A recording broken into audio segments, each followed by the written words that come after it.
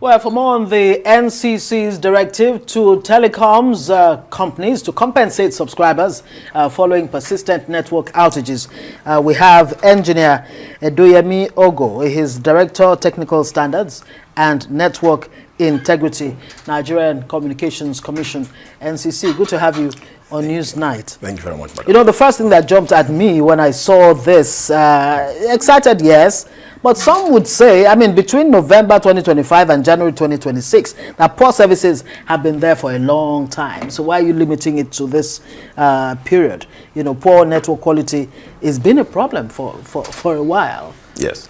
Yeah, thank you very much, and Yes. Thank you for having me at in the program. Good to have you. If you recall, prior to 2025, before the tariff adjustments, the industry has been making a lot of losses. So investment had been dampened in the past years. And obviously, in addition to that, there were quite a lot of challenges that the industry were facing. Things like fiber cuts that were happening all across. Things like vandalization, access denials to sites, those issues that were outside the control of service providers were there. And with the advent of the tariff adjustments, what the Commission now basically did with the industry was to say they need to carry out the required investments that had been lacking in the prior years to ensure that the service quality is improved. And of course, you know, in virtually every single of the equipment that is deployed or utilized in telecom industry is imported, and they are not really they are not manufactured waiting to be bought. So they are actually manufactured based on order, and from the day you order to the day they are delivered and deployed, it could take you anywhere from 6 to 9 months. So obviously, from the time those tariff adjustments happened to when those capacities started coming in, it took at least about 9 months. So what we basically now did was to say, as at October, when quite a lot of those infrastructure had already been deployed, right, we carried out the first assessment to see what was happening. Of course, engaged the service providers to ensure that they do what they are required to do to ensure that Nigerians begin to get those service quality. Then from November, obviously, we commenced immediately to now begin to enforce those the quality of service regulation and business rules that had been instituted prior in 2024. We started enforcing it, and that was what gave rise to the compensation that the Commission directed operators to immediately begin to give to Nigerians for those that experience poor quality of service in different areas. Interesting. Right. As I understand it, Mr. Ogo, this compensation will be in airtime credits, not cash. But they say time is money. So I wonder what informed this decision. Because for many Nigerians who experience these drop calls, they lose businesses. They lose financial transactions, you know, and the list is endless. Is airtime truly an adequate compensation, or just a convenient levy or, you know, option? It's a convenient option for the operators that you're trying to punish here. Okay. Normally, the Commission is governed by rules. Whatever we do is guided by whatever regulations that we have in force. The regulations we have in force currently states that there are specific sanctions that have been imposed, or rather that will be imposed on service providers that fail to meet particular targets.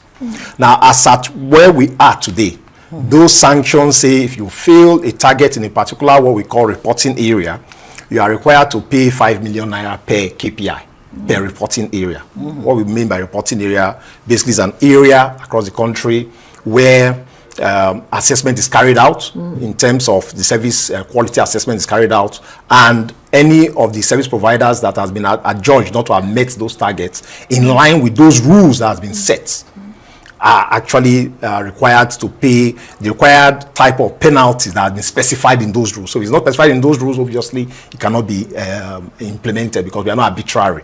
We go based on rules.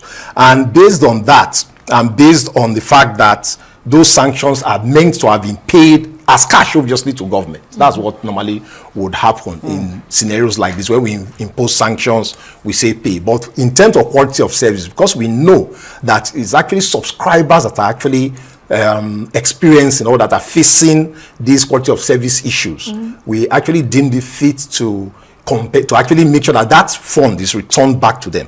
But having said that, there's something I need to actually state here, which is very important, because I know such questions may come up eventually, where people will say, oh, I faced quality of service issues, how come I didn't get compensation, or I should have gotten compensation for that loss, for that month, whatever. I mentioned something earlier as per, we have issues where people actually go and steal cables from sites. So when you steal cable from a site, the site goes down. Do you hold the operator responsible for that? Where you have fiber optic cable that's going on roads and the roads being constructed and fiber optic cable is cut, and because of that cut, service quality issues result, do you hold operators responsible for that? Where you have a scenario where due to insecurity you are not able to go to sites to actually fuel the site or maintain the site, do you hold the operator? So that means you must have a watertight investigation to know and to ascertain exactly why we have the downtime. Exactly. But we'll come back and have that conversation. Yep. We'll take a short breather and return and continue our conversation with the engineer Ogo. Stay with us.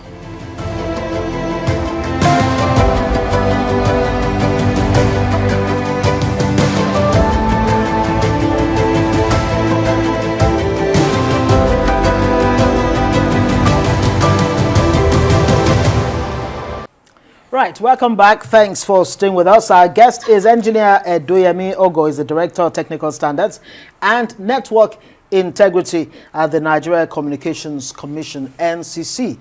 Thanks for staying with us.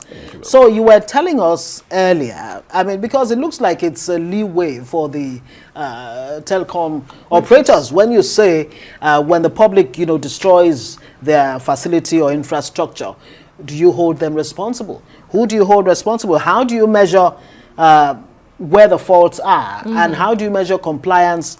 How do you measure compliance on the part of the operator? Okay. When you create this kind of leeway for them.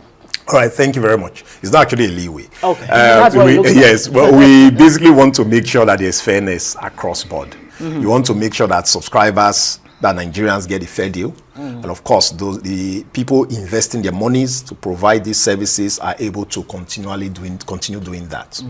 Now, one of the things that we actually do to ensure that this is addressed, to make sure that people don't frivolously bring up issues that were not there, is one, there are issues if, for example, there are daily reports, that's daily. If there's an outage that has occurred on any operator's network, you must report it on that day where it occurred. So you cannot tell us that we are carrying out an assessment for you a month later. You say, oh, a month ago I had an outage. No, it must be reported as at the day where it was actually where the event occurred. The location. And the location, yes. Right. That's one. What they report to us every time. Then there's also on our website, we have a portal, live incident reports. So if, for example, there's an outage and the operator is not able to resolve that outage within 30 minutes, they are mandated to report, to actually upload that outage on our portal, on our web portal. It's actually on the website. And you're able to see exactly which operator is impacted, which area is impacted, when it started, and which services are impacted. So that is there. And also, we also have systems deployed that we are able to tell. If an operator has had an issue, we will see it in the reports that's automatically generated based on the reports that operators see on their systems. We are able to actually see something similar at the NCC, where we are able to tell what is happening. In addition to that, we have what we call the UCLA system, when you're using your phones to browse the web, for example. There are usually small prints where they'll tell you that you are able to contribute in terms of your service experience. So your phone automatically actually sends those information. So we actually get those reports on a real-time basis to be able to tell. If, for example, an operator even reports to us to say, oh, we have a downtime, we can actually confirm that that downtime, is it for real? Are we seeing the degradation in services in those particular areas? So we have quite a robust mechanism for them to check for us to check to ensure that nobody's frivolously declaring something that's not. Okay. All right. Thank you very much. It's good to know that the NCC is alive to its responsibility, but how this is measured by Nigerians, time will tell. Matter. A young lady, as a consumer, very quickly, maybe we need to know. I mean, how do I know I'm being compensated? I mean, very quickly. All you just need to know is call 622. You'll be able to get Toll it free. straight up. Toll free. It's toll free. A young lady lost her job allegedly from downtime yesterday, her international call service job, because the two major networks in Nigeria couldn't just let her pick calls. How and do she you lost her job. compensate? How does call credits compensate her? But thank you so much, Mr. Edoyemi Ogo, Director, Technical Standards and Network Integrity of Nigerian Communications Commission, NCC. Well done. Thank you. Thank you very much.